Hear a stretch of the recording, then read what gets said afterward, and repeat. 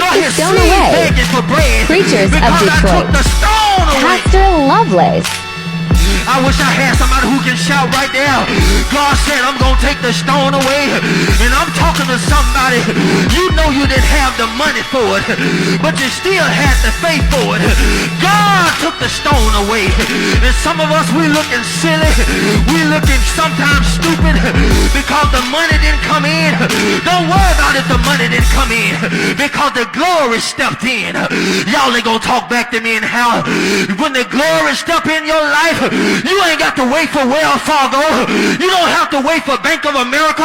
You don't have to wait for the credit union. God says, I am Jehovah Jireh, your provider. I'm going to take the stone away in your life. That's enough to shout right there. God says, I'm going to take the stone away. I need some of you who are trusting God. You said, I know I ain't got the money for it, God, but I got the faith for it.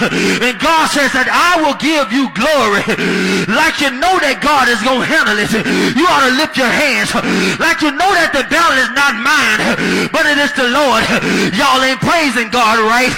You ought to trust God when you can't trace him, and have faith in God when you can't find him. God will take the stone away in my life. Let me put a pin in it right there.